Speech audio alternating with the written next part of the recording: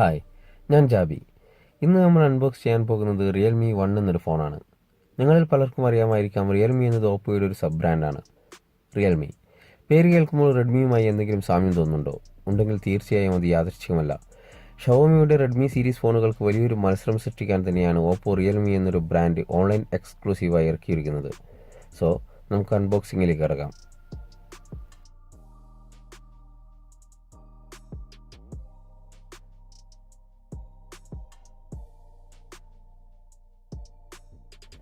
Box open ചെയ്യുമ്പോൾ നമുക്ക് ആദ്യം തന്നെ ലഭിക്കുന്നത് റിയൽമി എന്ന് എഴുതിയ ഒരു ചെറിയൊരു കവറാണ്. അതിൽ നമുക്കൊരു സിം ഇജക്ടർ ടൂൾ, പിന്നെ കുറച്ച് ബുക്ക്ലെറ്റ്സ്, പിന്നെ ഒരു സിലിക്കൺ ബാക്ക് കേസ് എന്നിവ കാണാം. സിലിക്കൺ ബാക്ക് കേസ് നല്ല ക്വാളിറ്റി ഉള്ളതാണ്. അടുത്തതായി നമുക്ക് നമ്മുടെ ഫോൺ കാണാം.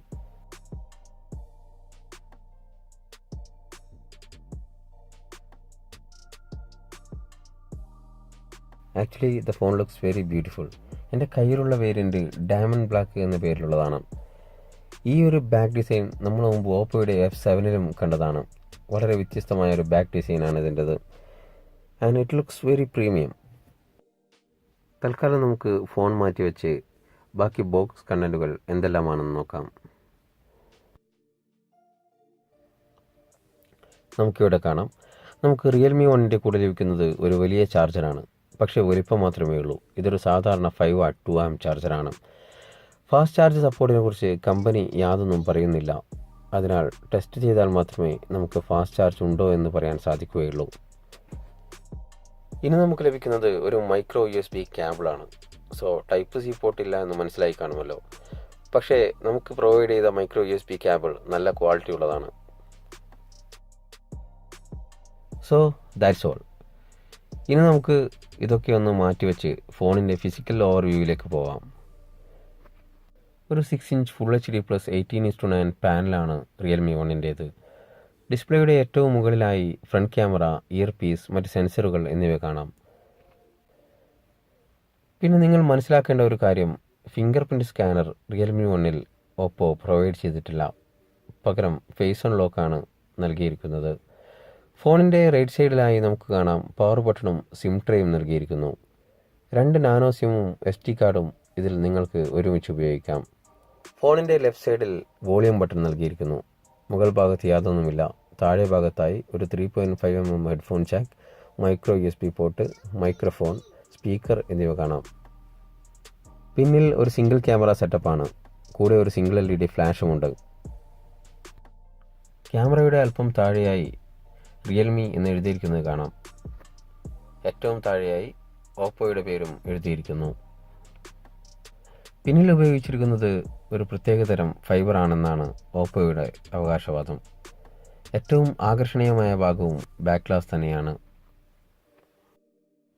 ഇനി നമുക്ക് ഫോൺ ഓൺ ചെയ്യാം. ഫോൺ ഓണായി വരുന്ന സമയത്തേക്ക് പെട്ടെന്ന് നമുക്കിതിൻ്റെ സ്പെസിഫിക്കേഷനിലേക്ക് ഒന്ന് കണ്ണോടിക്കാം.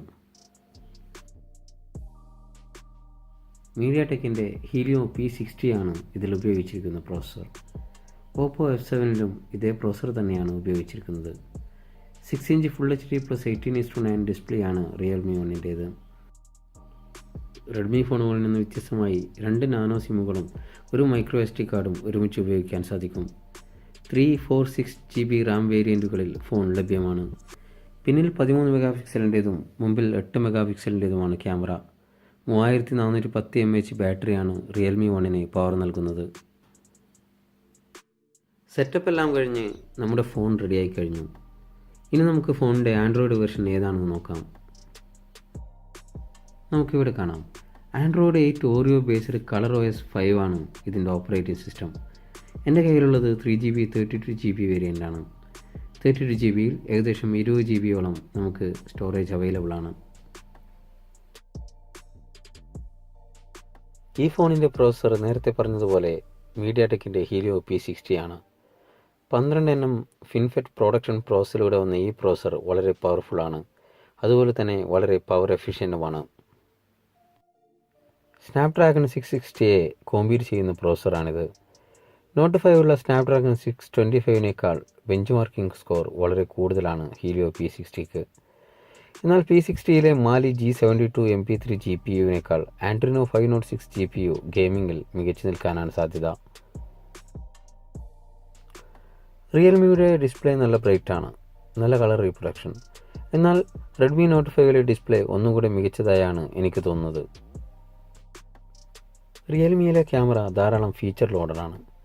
മാനുവൽ മോഡ് ഉപയോഗിക്കാൻ താല്പര്യമുള്ളവർക്കായി പ്രത്യേക എക്സ്പെർട്ട് എന്ന ഓപ്ഷൻ പ്രൊവൈഡ് ചെയ്തിരിക്കുന്നു. ഇതിൽ ISO, ഷട്ടർ സ്പീഡ് ഇവയൊക്കെ മാനുവലായി സെറ്റ് ചെയ്യാം. ഇനി നമുക്ക് റിയൽമിയിൽ ഷൂട്ട് ചെയ്ത കുറച്ച് ഫോട്ടോകൾ കാണാം.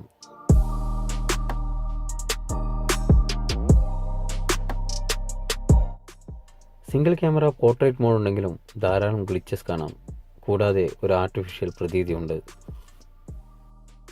ഫിംഗർ പ്രിൻറ്റിന് പകരം ഫേസ് അൺലോക്കാണ് റിയൽമി 1ലുള്ളതെന്ന് പറഞ്ഞല്ലോ. ഫേസ് അൺലോക്ക് വളരെ ഫാസ്റ്റാണ്, പക്ഷേ ഇത് എത്രമാത്രം സെക്യൂർ ആണെന്ന് കണ്ടു തന്നെ അറിയണം.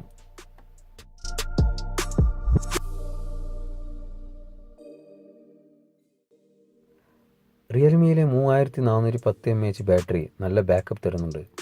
റെഡ്മി നോട്ട് 5ലെ അത്രയില്ലെങ്കിലും മോശമല്ല.